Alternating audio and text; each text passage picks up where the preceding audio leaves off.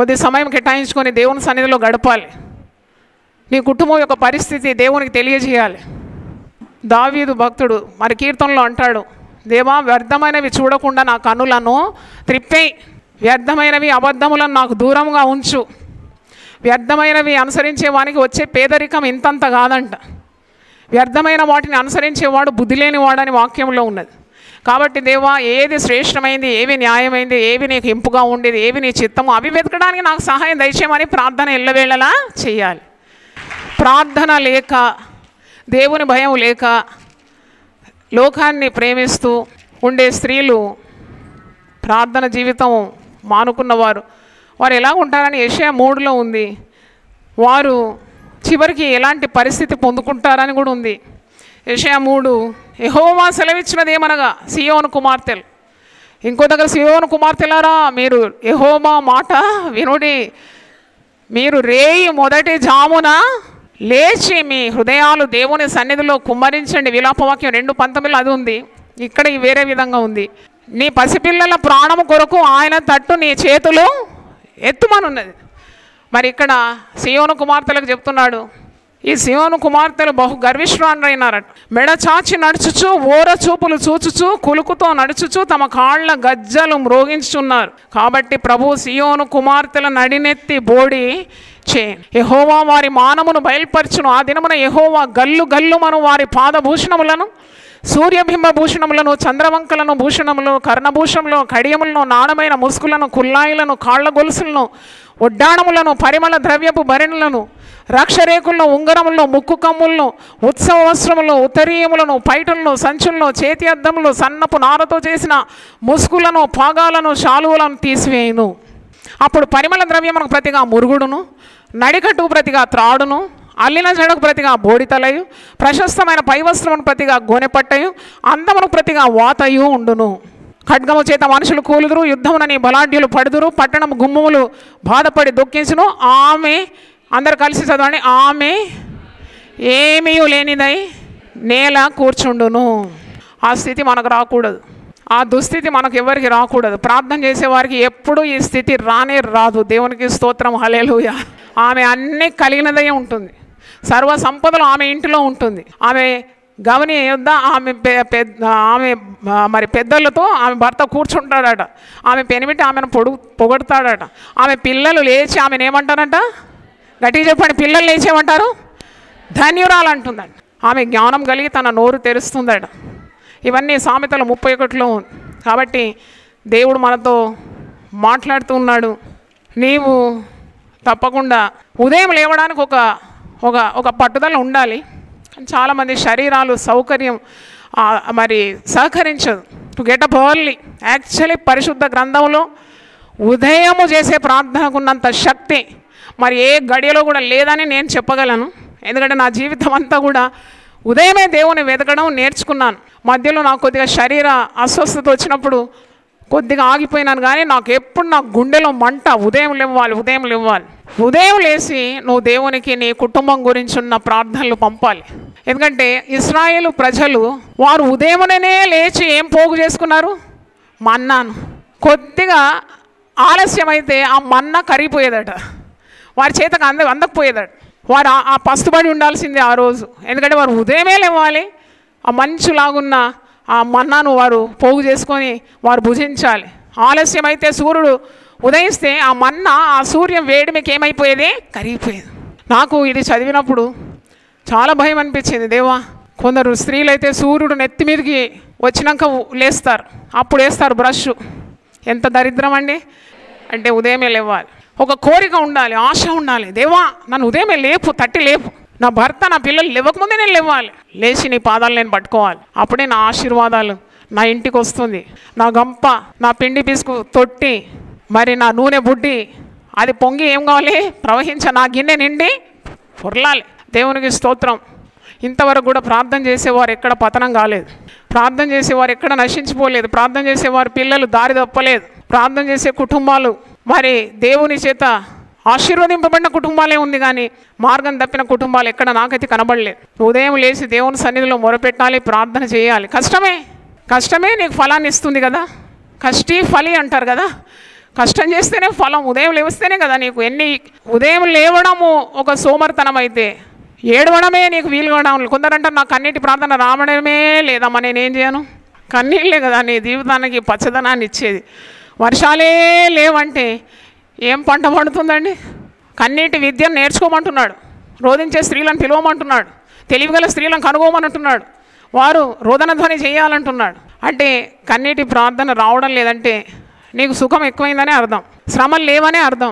శ్రమలు వస్తేనే నీకు దుఃఖం వచ్చేస్తుంది. దేవునికి దగ్గర రావాలి, ఆ ముళ్ళు గుచ్చుకున్న కొలది దేవుని హత్తుకోవాలి, కన్నీళ్ళు కాచి నేను ప్రార్థన చేయాలి. లేకుంటే నీకు శ్రమ ఉన్నా నువ్వు లెక్క పెట్టడం లేదని, నువ్వు ఏ పాఠాలు నేర్చుకోవట్లేదని అర్థం. కాబట్టి ప్రభువును వెతకడం. మగ్దలేని మరియ యేసు ప్రభు ప్రత్యక్షతను ఎప్పుడు చూసింది? మధ్యాహ్నం చూసిందా? సాయంకాలం చూసిందా? చెప్పండి, గట్టిగా చెప్పండి. ఎప్పుడు చూసింది? పెందల కడగనే ఇంకా చీకటిగా ఉన్నప్పుడు ఆమె సమాధి తోటకు వెళ్ళింది. అంటే ఆమె శ్రమ పడింది. సమాధి తోటకు మధ్యాహ్నం కూడా ఏ స్త్రీలు వెళ్ళరు, ఒంటరిగా అసలే వెళ్ళరు. ఈమె పెందల కడ చీకటిగా ఉన్నప్పుడు ఒంటరిగా ఆమె వెళ్ళింది. ఆమె వెళ్ళడం వ్యర్థం కాలేదు, వెతకడం వ్యర్థం కాలేదు. ఆమె యేసయ్యను చూసింది. మొట్టమొదట పునరుద్ధాన ప్రత్యక్షత పొందుకున్నది ఎవరండి? ఒక స్త్రీయే కదా పొందుకుంది. మొట్టమొదట పునరుద్ధాన ప్రసంగం చేసింది కూడా ఒక స్త్రీ. ఆమెతోనే అన్నాడు యేసయ్యను పోయి నా శిష్యులకు చెప్పు నేను పునరుద్ధానుడు అయినానని. అంటే ఏ పక్షపాతం లేని దేవుడు స్త్రీ అయినా పురుషుడైనా వెతికే వారికి దొరుకుతాడు. దేవునికి స్తోత్రం, హల్లెలూయా. వెతికే వారికి స్వరం వినిపిస్తాడు. మరియా, నువ్వు ఎవరిని వెతుకుతున్నావు? అమ్మా, నువ్వెందుకు ఏడ్చున్నావు? నువ్వు ఎవరిని వెతుకుతున్నావు? చూడండి, ఈ స్వరం కానీ, ఈ దర్శనం కానీ, ఈ ప్రత్యక్షత కానీ, ఈ ఆదేశం కానీ పొందుకోవడానికి ఆమె ఉదయమే ప్రభు సన్నిధికి వచ్చేసింది. ఆమె వెతికింది సజీవుడైన ప్రభువుని చూడడామని కాదు, కానీ మృతదేహానికి సుగంధ ద్రవ్యాలు పోయడానికి వచ్చింది. ఎప్పుడైనా ప్రార్థన చేసేవారు అడుగు వాటన్నిటికంటేనూ, ఊహించు వాటన్నిటికంటేనూ అత్యధికంగా పొందుకుంటారు. దేవునికి స్తోత్రం, హల్లెలూయా. ఆమె ఎన్నడూ ఊహించలేదు సజీవుడైన ప్రభు తానకే మొట్టమొదటి ప్రత్యక్షత ఇస్తాడని. కలలో కూడా ఊహించలేదు. నువ్వు కలలో ఊహించని కార్యాలు, నువ్వెన్నడూ గ్రహించని కార్యాలు, నువ్వెన్నడూ పరిశోధించని కార్యాలు, మర్మములు, రహస్యములు, ఇవన్నీ కూడా దేవుడు నీకు అనుగ్రహిస్తాడు. తన యందు భయభక్తుల వారికి ఆయన దాచి ఉంచిన మేలు ఎంతో గొప్పది. తను ఆశ్రయించే వారికి ఆయన సిద్ధపరిచిన మేలు ఎంతో గొప్పది. ఒకసారి చప్పట్లు కొట్టి దేవుని స్తుతిద్దాం.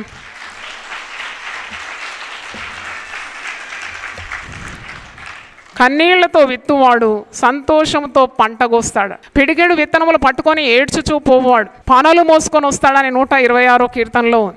నువ్వు ఇప్పుడు దుఃఖంతో, కన్నీళ్లతో, భారంతో, పిల్లల గురించి నువ్వు విత్తే కన్నీళ్ళు ఒకరోజు వస్తుంది, నీ దుఃఖమంతా మారిపోతుంది, నీ అంగలార్పు నాట్యంగా మారిపోతుంది. నీ కన్నీళ్లను దేవుడే తుడిచేస్తాడు. ఆయన నీకు నాట్యాన్ని ఇస్తాడు, సంతోషాన్ని ఇస్తాడు, ఆనందాన్ని ఇస్తాడు, ప్రార్థనకు ఫలం ఇస్తాడు. నీ ఆశయాలన్నీ కూడా నెరవేరడం నువ్వు చూస్తావు. స్కాఫీల్డ్ అని ఒక యవనస్తుని గురించి, ఒక భక్తుని గురించి చరిత్ర నేను చదివినాను. స్కాఫీల్డ్ అని పేరు. చిన్నప్పటి నుండి వంకర త్రోవ అనేది వెళ్ళడం నేర్చుకున్నాడు. తల్లి చాలా గొప్ప ప్రార్థనా పర్రాలు. వీడు యవనస్తుడుగా ఎదుగుతున్నప్పుడు చాలా చెడు అలవాట్లకు బానిసైపోయినాడు. అందరూ ఈ తల్లిని వెక్కిరించేదంట. నువ్వేమో ప్రార్థన అంటావు, నీ కుమారుడేమో తప్పి తిరుగుతున్నాడు, త్రాగుడుకు బానిస, పేకాటలకు, గుర్రె పందాలకు, వ్యభిచార స్త్రీల దగ్గర కూడా పోవడం నేర్చుకున్నాడు. కానీ తల్లి విసుగకుండా పట్టుదలతో ఎడతెగక ప్రార్థన మాత్రం మానలేదండి. ఆఖరికి ఆ తల్లి ప్రార్థన చేసి చేసి చేసి ఆశ విడవలేదు, నిరీక్షణ విడవలేదు, విశ్వాసం విడవలేదు. పడకబట్టింది. చనిపోతున్న వేళలో నాకు నా కుమారుని చూడాలని అడిగిందట. ఆ కుమారుడు ఎక్కడున్నాడు? వేశ్యలతో తిరుగుతున్నాడు, ఎక్కడో పాప గృహంలో ఉన్నాడు. అయినా ఆమెకు తెలిసిన వారు ఆయనను బలవంతంగా తెచ్చి తల్లిని చూడడానికి మరణ పడకలు తీసుకొచ్చారట. అప్పుడు దాదాపు 20-22 ఏళ్ల వయసు అటమని. అప్పుడు తల్లి ఏడుస్తూ, ఆమె విశ్వాసం ఎంత చూడండి, ఎందుకంటే ఆమె జీవితాంతం ఈ బిడ్డ కొరకు ప్రార్థన చేసిందనే విశ్వాసం. ఆ కొడుకు స్కాఫీల్డ్ చేతులు పట్టుకొని, బిడ్డ పరలోకంలో నేను నిన్ను చూస్తానని చెప్పి కన్ను మూసిందంట. పరలోకంలో నిన్ను చూస్తానంటే అర్థం ఏంటి? నువ్వు తప్పకుండా మారు మనసు పొందుతావు. ఆ విశ్వాసం. I will see you in heaven అని ఆమె కన్ను మూసిందంట. ఆమె మరణించిన తర్వాత ఈ యవనస్తుడు ఒక పెద్ద కూడికలో గొప్ప భక్తుడు ప్రసంగం చేస్తుంటే వెనక చిల్లర పనులు చేయడానికి, అల్లరి పనులు చేయడానికి వెనక స్నేహితులతో కలిసి అల్లర్లు చేస్తున్నాడు. ఆ వేదిక మీద ఉన్న ప్రసంగుడు పరిశుద్ధాత్మ ఆవేశంతో, పరిశుద్ధాత్మ నడిపింపుతో ఆ ప్రసంగ పీఠం నుండి ఒక్కసారి పరిగెత్తి స్కాఫీల్డ్ యవనస్తుడు, అల్లరి చేస్తున్న యవనస్తుని తల మీద చేయి పెట్టి ప్రవచించినాడు, ఇదిగో నీవు గొప్ప భక్తునిగా కాబోతున్నావు, దేవుడు నిన్ను గొప్పగా వాడబోతున్నాడని. వెంటనే వీడు గుండె కొట్టుకొని గట్టిగా ఏడుస్తున్నాడు. అంటే ఒక పశ్చాత్తాపమైన హృదయం వచ్చేసింది. తల్లి ప్రార్థన ఫలించింది. అంతవరకు ఏ స్కూల్ కానీ బడి కానీ కాలేజ్ కానీ పోకుండా ఇలా హవారగా తిరిగేవాడు. ఒక్కసారి ఆ భక్తుడు చేతుల నుంచి ప్రార్థన చేయగానే గొప్ప జ్ఞాన వివేకం గల ఆత్మ అతని మీదకి వచ్చేసిందంట. అప్పటి నుండి చదవడం ఆరంభించినాడంట. బైబిల్ చదువుతున్నాడంట, నేర్చుకుంటున్నాడంట. ఒక్కసారి చదవగానే అన్నీ అతనికి అర్థమైపోతుంది. ఎందుకంటే బుద్ధి జ్ఞాన సర్వ సంపదలు ఎవరి యందు గుప్తంలోనే ఉన్నాయి? ఆయన ఏందే ఉన్నాయి కదా, ఆయన ఇచ్చేస్తే అయిపోయింది కదా. చదువు వచ్చేస్తుంది అన్నమాట, తెలివి వచ్చేసింది, జ్ఞానం వచ్చేసి చెడు సాంగత్యం అంతా మానేసినాడు. కూర్చొని బైబిల్ పఠనం చేస్తున్నాడు. పఠనం చేసి చేసి చేసి ఎవ్వరు రాయని స్కాఫీల్డ్ చైన్ రెఫరెన్స్ బైబిల్ సృష్టించినాడంట. చప్పట్లు కొట్టి దేవుని స్తుతిద్దాం. హల్లెలూయా.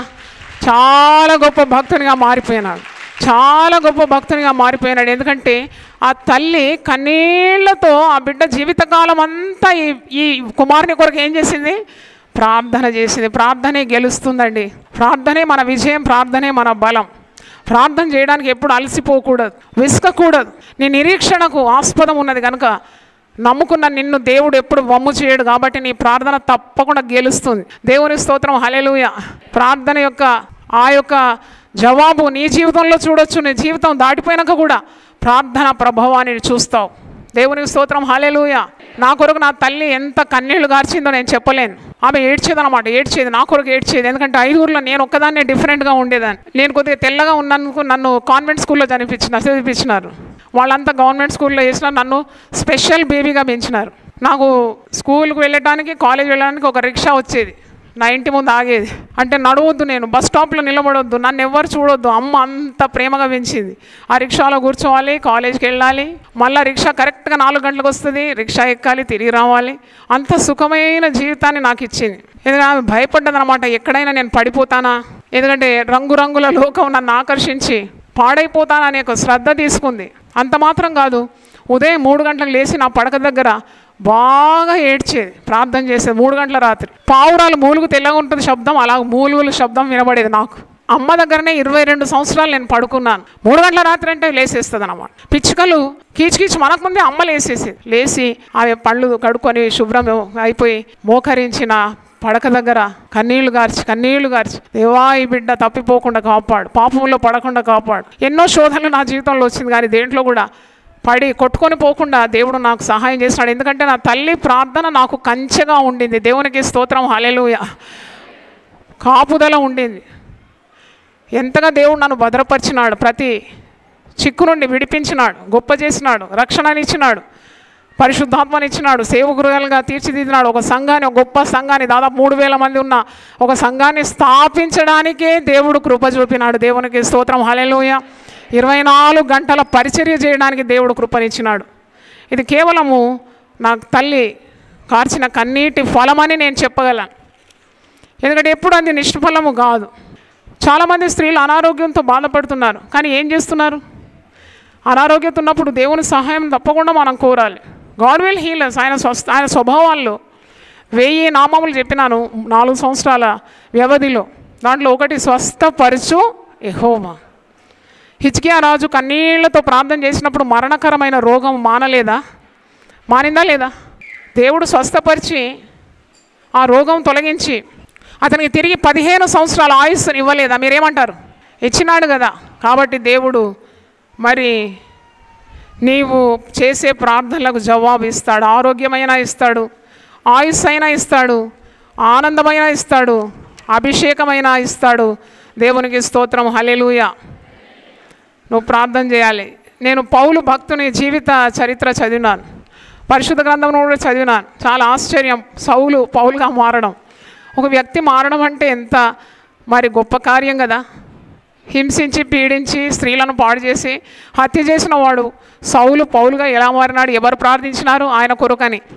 అప్పుడు నాకు పరిశుద్ధాత్ముడే బోధించినాడు. దమస్కు పట్టణంలో తప్పకుండా ప్రార్థన గుంపులు, క్రైస్తవులు, యేసు ప్రభు నామం ధరించిన వారు తప్పకుండా ఈ పీడకు భయపడి ఆ దుర్మార్గుడైన సౌలు కొరకు విజ్ఞాపన తప్పకుండా చేసి ఉండొచ్చు, ప్రార్థన చేసి. అందుకే కదా సిలువ దర్శనము, యేసు దర్శనం చూసి సౌలు భక్త కోటికి అపోస్తలుడుగా మారిపోయినాడు. చప్పట్లు కొట్టి దేవుని స్తుతిద్దాం. హల్లెలూయా. కనుక ఈరోజు ప్రభు మాట్లాడుతున్నాను, నువ్వు కన్నీళ్లు విడిచడం నేను చూచి తిని. చాలామంది ఇక్కడ కన్నీళ్లు గార్చి ప్రార్థన చేసే తల్లులు ఉన్నారు, స్త్రీలు ఉన్నారు. తప్పకుండా ఉన్నారు. దేవునికి స్తోత్రం, హల్లెలూయా. నువ్వు మోకరించగానే నీ కన్నీళ్ళు వస్తున్నాయి. అది ఆశీర్వాదానికి రహస్యం. When you kneel down your heart your filled, అంటే నీ గుండె నిండి పొంగి కన్నీళ్ళు వస్తుంది. ఒకవేళ కృతజ్ఞతతో నీ కన్నీళ్ళు వస్తున్నాయా? బాధలు అనుభవిస్తూ కన్నీళ్ళు గారుస్తున్నావా? ఏదైనా కానీ అది నీకు శ్రేయస్కరమని చెప్పడానికి దేవుడు నన్ను పంపినాడు. దేవునికి స్తోత్రం. ఒక పాపాత్మురాలైన స్త్రీ వచ్చి యేసుప్రభు పాదాల మీద పడి ఆ పాదాలు తన కన్నీళ్లతో ఏం చేసిందట? తడిపిందంట. హల్లెలూయా చెప్పండి ఒకసారి. యేసయ్య పాదాలు తడపడానికి ఎంత కన్నీళ్ళు కావాలి? ఎంత కన్నీళ్ళు కావాలి? ఆమె పాదాలు తడిపిందంట, తల వెంట్రుకలు ఊడదీసి తుడిచిందంట, మానక ఆ పాదాలు ముద్దు పెట్టుకుందంట. ప్రభు అంటున్నాడు, సమాధానము గలదానివై నీవు పొమ్ము. దేవునికి స్తోత్రం, హల్లెలూయా. నువ్వు కన్నీళ్లు గార్చి ప్రార్థన చేసినప్పుడు ఈ దివ్యమైన సమాధానం నీ హృదయంలోకి వచ్చేస్తుంది. నువ్వు మంది ముందు ఏడుస్తే నీకు దొరికేది ఏమీ లేదండి. నేను చెప్తున్నాను, అనుభవంతో నేను చెప్తున్నాను. నీకు ఒక బాధ వచ్చి నువ్వు మరి నీ ప్రియ స్నేహితురాలకు చెప్పి ఏడ్చి నలుగురితో పంచుకుంటే దానివల్ల నీకు ఏ ప్రయోజనం కాదు. ఒకవేళ ఆ సమయానికి నీ గుండె కొద్దిగా అలకగా అవుతుంది, కానీ ఇంకా వచ్చే సమస్యలు ఇంకా చాలా పెరిగిపోతాయి. Your problems will be multiplied. వాక్యంలోనే ఉంది. కీర్తనలు 16 ఒకసారి చూడండి, 4వ వచనం. శ్రద్ధగా స్త్రీలందరూ కలిసి చదవండి ఇది. యెహోవాను విడిచి, నాతో పలకండి, యెహోవాను విడిచి వేరొకని అనుసరించు వారికి శ్రమలు విస్తరించును. దేవునికి స్తోత్రం, హల్లెలూయా. నువ్వు వేరొకరిని అనుసరిస్తే నీ సమస్యలు పరిష్కారము రాదు, అది మల్టిప్లై అవుతుంది అన్నమాట. ఒక్క సమస్య పోయి 4 అవుతుంది, 4 పోయి 16 అవుతుంది, 16 పోయి 132 అవుతుంది. అలాగూ పెరిగిపోతుందట. ఎందుకంటే నువ్వు ఎవరికైతే చెప్తున్నావు వారు నీ సమస్యకు పరిష్కారులు కారు. ఏసే నా పరిహారి, ఏసే నీ పరిహారి, ఏసే మన పరిహారి, ఏసే మన జవాబై ఉన్నాడు. కాబట్టి నువ్వు ఏడ్చే ఏడుపు ఏదో మంది ముందు ఏడవకుండా ఏసయ్య పాదాల మీద పడి ఏడ్చి నీ భారమంతా దేవుని మీద మోపినప్పుడే నీకు జవాబు వస్తుంది. నిన్నెన్నడు దేవుడు కదలనియ్యాడు. దేవునికి స్తోత్రం, హల్లెలూయా. You will become a mount Zion. యెహోవాను నమ్ముకుని వారు కదలక నిత్యము నిలుచు సియోను కొండవలే ఉంటారంట. దేవునికి స్తోత్రం, హల్లెలూయా. నువ్వు ప్రార్థన నేర్చుకోవాలి, కొద్దిగా సుఖం మానుకోవాలి, కొద్దిగా లోకాశాలు మానుకో, తగ్గించుకో. దేవుని రెక్కల క్రింద, బలిష్టమైన రెక్కల క్రింద దీన మనసుకులై ఉన్నప్పుడు తగిన కాలమందు దేవుడిని ఏం చేస్తాడట? హెచ్చిస్తాడు. దేవుని వాక్యం ఇది, నేను చెప్పేది దేవుని వాక్యం. దేవునికి స్తోత్రం, హల్లెలూయా. మనం కార్చే కన్నీరు కూడా నిష్ఫలం కాదట. నువ్వు దేవుని సన్నిధిలో నువ్వు కార్చే ప్రతి కన్నీరుకు లెక్క ఉందని 56వ కీర్తన ఒకసారి తీయండి. 56వ కీర్తన 8వ వచనం. నాతో పలకండి, 56వ కీర్తన 8. నా సంచారములను, గట్టిగా అందరు పలకాలి, అందరు ప్రతి స్త్రీ పలకాలి. నా సంచారములను నీవు లెక్కించి ఉన్నావు, నా కన్నీళ్ళు నీ బుడ్డిలో ఉంచబడి ఉన్నది, అవి నీ కవిలలో కనబడును కదా. హల్లెలూయా. నువ్వు బాగా ఏడుస్తే నీ బంధువులు లేక నీ యొక్క స్నేహితులు వచ్చి ఆ కన్నీళ్ళంతా తుడిచేస్తారు. ఏడవక అంటారు. కానీ యేసయ్య పాదాల దగ్గర ఏడ్చే కన్నీళ్ళ బొట్టు లెక్క ఉందంట దేవుని దగ్గర. దేవునికి స్తోత్రం. ఆయన కన్నీటి చుక్కలన్నీ కూడా తన బుడ్డిలో భద్రపరిచి తన పుస్తకంలో రాసుకుంటాడు. అంటే దానికి తప్పకుండా ప్రతిఫలం ఉన్నది. కాబట్టి ఈరోజు నువ్వు ఏ భారంతో ఉన్నావో, ఏ బాధ్యతతో వచ్చావో, నీలో ఏ భయం ఉన్నదో పరిశుద్ధాత్ముడే మాట్లాడుతున్నాడు. నీకు తప్పకుండా ఒక పరిష్కారం అంటూ ఉన్నది. నీకు ఒక ఆశీర్వాదము నీ వాకిట్లోనే ఉన్నది. నువ్వు ప్రార్థన నేర్చుకో, కన్నీటి ప్రార్థన నేర్చుకో, ప్రభు దగ్గర రోధించు. రానున్న కీడు కొట్టివేయబడుతుంది. యేసుప్రభు ఒక మాట అంటాడు, మీరు శోధనలో ప్రవేశించకుండానట్లు మీరు మెలకువగలిగి ప్రార్థన చేయండి. కానీ ఏం చేస్తాం? సాధారణంగా ఏం చేస్తాం? మనమంతా శోధన వచ్చి పడ్డాక లబో మొత్తుకుంటాం కదా. కానీ యేసయ్య ఏం నేర్పించినాడు? శోధనలో ప్రవేశించకుండానట్లు మీరు మెలకువగలిగి ముందు జాగ్రత్తగా మీరు ఏం చేయండి? ప్రార్థన చేసి ఆ కీడును ఏం చేయాలి? తరిమి కొట్టండి. ఆ కీడులో పడకుండా మీరు భద్రపరచబడతారు. కనుక ప్రార్థన మరణాన్ని కొట్టివేస్తుంది. ఇవన్నీ నీకు చేసి నీ మార్గాన్ని సరళం చేస్తుంది. నీ మార్గం స్పష్టమైపోతుంది. కీడును తరిమి కొడుతుంది. అందుకే ప్రవక్త 1000 సంవత్సరాల ముందే ప్రవచించినాడు. ఇశ్రాయేలు ప్రజలు దేవుడు అనుగ్రహించే ఆశీర్వాదాలన్నీ అనుభవించి దేవుని మర్చిపోయి విగ్రహాలకు పూజ చేస్తూ దేవునికి విరోధంగా పాపం చేస్తూ వారు అలా ఉన్నప్పుడు ప్రవక్త కన్నీళ్లతో నా జనుల్లో హతమైన వారి గురించి నేను దివారాత్రులు నేను అంగలారుస్తున్నాను, నా కన్నీళ్ళు ఊటవలే అయిపోయింది. మరి స్త్రీలారా మీరు కూడా ప్రార్థన చేయండి, మీరు రోధించండి, అంగలార్చండి, మీరు దేవుని సన్నిధిలో తగ్గించుకోండి, మీ నవ్వును దుఃఖంగా మార్చుకోండి, మీ కనుల నుండి కన్నీళ్లు ప్రవాహంగా కారాలి, రేయి మొదటి జామునలు ఇవ్వండి, ప్రార్థన చేయండి, దేవుని పాదాలు పట్టుకోండి. మరణం కిటికీలను ఎక్కుతుంది. మీ బిడ్డలను సాతానుడు అపహరించకుండా వారికి ఏ కీడు రాకుండా మరణాన్ని తరిమి కొట్టాలి ప్రార్థన ద్వారా. యవనస్తులు రాలిపోతున్నారంట. మీరు ఆ మాట చూడండి, ఇర్మియా 9లో ఎలా రాలిపోతున్నారో కూడా రాసింది.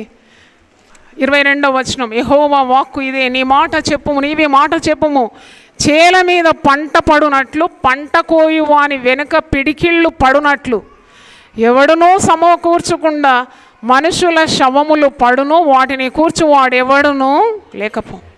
ఎన్ని ప్రమాదాలండి. యవన బిడ్డలు చనిపోతుంటే ఎంత బాధ అనిపిస్తుంది. అందుకే వాక్యంలోని ప్రార్థన చేసుకొని బిడ్డల కొరకు. ప్రభు సిలువ మోస్తుంటే యెరూషలేము కుమార్తెలను అయ్యో ప్రభువా నీకు ఇంత శ్రమనా అని ఏడుస్తుంటే యేసు ప్రభు వారి వైపు తిరిగి చూచి ఒక మాట అంటాడు. ఆ మాటనే కదా, యెరూషలేము కుమార్తెలారా మీరు నా నిమిత్తము ఏడవకండి, మీ నిమిత్తము మీ బిడ్డల నిమిత్తం మీరేం చేయండి, ఏడవండి. ఏడవండి అని యేసయ్య చెప్పినాక కదా ఆ మాటకి ఇంకేమన్నా మనం మీరొచ్చా? ఏడవాలి కదా, ప్రలాపించాలి కదా, దుఃఖపడాలి కదా. మనము బుద్ధిహీనులుగా ఉండకుండా జ్ఞానవంతులుగా ఉండాలి కదా, ప్రార్థన చేసి కీడును తరిమి కొట్టాలి కదా. కృపా కంచెలో దేవుడు మన కుటుంబాలను భద్రం చేస్తాడు, తన చేతి నీడతో కప్పుతాడంట. ప్రార్థన చేసే వారికి అసంఖ్యాకములైన ఆశీర్వాదాలు పరిశుద్ధ గ్రంథంలో ఉంది. దేవునికి స్తోత్రం. తలలు వంచండి, ప్రార్థన చేసుకుందాం. స్తోత్రం స్తోత్రం స్తోత్రం స్తోత్రం. ప్రభువా నీ పరిశుద్ధ నామమునకు స్తోత్రం. ఆకాశం తట్టు మా చేతులు ఎత్తినాం. నిస్సహాయమైన చేతులు, బలహీనమైన చేతులు నీ యొక్క బలమైన సింహాసనం తట్టు మేము ఎత్తినాము నాయన. నాయన నీకు స్తోత్రం తండ్రి. ప్రతి కుటుంబానికి కొరకు నీ దాసురాలు నేను ప్రార్థిస్తున్నాను. టీవీ ద్వారా దేవుని వాక్యం విని లేచి నిలబడి వారి చేతులు ఎత్తిన వారిని కూడా మీరు దృష్టిస్తున్నారు ప్రభువా. వారి చేతులు కూడా మీరు పట్టుకోవాలని నేను కోరుతూ ఉన్నాను. మా రాకపోకలు కాపాడండి, మా బిడ్డల రాకపోకలు మీరు కాపాడమని ప్రార్థన చేస్తున్నాం. ఓ నైనా అగ్ని ప్రాకారంగా ప్రతి కుటుంబం చుట్టూ మీరు ఉండాలని ప్రార్థిస్తున్నాను. వారి భర్త పిల్లల కొరకు విజ్ఞాపన చేయడానికి సహాయం దయచేయండి. వారికి ఆశీర్వాదాలు దింపమని ప్రార్థన చేస్తున్నాను. ప్రతి చిక్కు నుండి విడిపించండి, ప్రతి కీడు నుండి విడిపించండి, ప్రతి మరణం నుండి విడిపించండి నాయన. ప్రతి స్వస్థత కార్యం వారి గృహంలో చేయండి. రక్షణ లేని వారికి రక్షణ దయచేయండి. ఈ రోజు నుండి ఒక క్రొత్త సృష్టిగా వీరిని మార్చమని ప్రార్థన చేస్తున్నా. దేవుని వాక్యానికి వారు విధేయులైనారు నాయన. దేవుని మాటలు వారు నమ్ముతున్నారు కనుక నీకు స్తోత్రం. ఈ రోజు నుండి వారి జీవితాలను మీరు మార్చివేయమని ప్రార్థన చేస్తున్నా. గొప్ప ప్రార్థనా పరులను లేవనెత్తమని ప్రార్థన చేస్తున్నా. ఓ నైనా ఈ స్త్రీలను మీరు గొప్ప వీరం నారిమణులుగా చేయండి ప్రార్థిస్తున్నాను. పరిశుద్ధాత్మ పూర్లుగా చేయమని ప్రార్థన చేస్తున్నాను. బలమైన ప్రార్థనలు వారికి దయచేయండి. గొప్ప ప్రార్థనా జీవితం దయచేయమని ఆశీర్వదించమని యేసు పరిశుద్ధ నామములో అడిగి వేడుకుంటున్నాను తండ్రి. ఆమెన్ ఆమెన్ ఆమెన్ ఆమెన్. హల్లెలూయా. దేవుడు మనలందరినీ సమృద్ధిగా దీవించును గాక.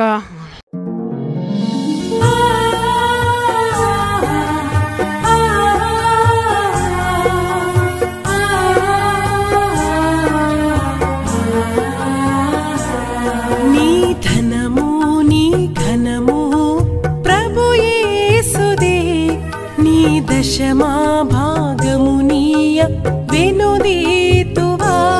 నీ ధనము నీ ఘనము ప్రభు యేసుదే, నీ దశమా భాగము నీయ వెనుదీతువా.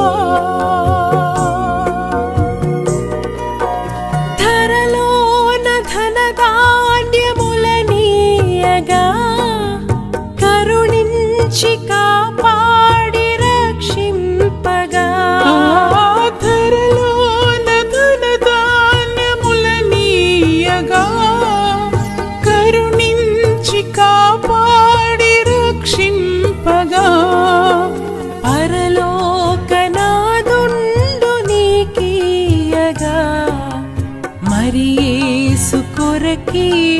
వెనుదీతువా. పరలోకనాథుండు నీకీయగా మరి యేసు కొరకీయ వినుదీతువా. నీ ధనము నీ ఘనము ప్రభు యేసుదే, నీ దశమా భాగము నీయ వెనుదీతువా. పాడి పంటలు ప్రభువు నీకీయగా, కూడు గుట్టలు నీకు దయచేయగా. పాడి పంటలు ప్రభు నీకీయగా, కూడు గుట్టలు నీకు దయచేయగా. వీడంగ ప్రభు యేసు నామంబును, గడువేల ప్రభుకీయను క్రైస్తవ.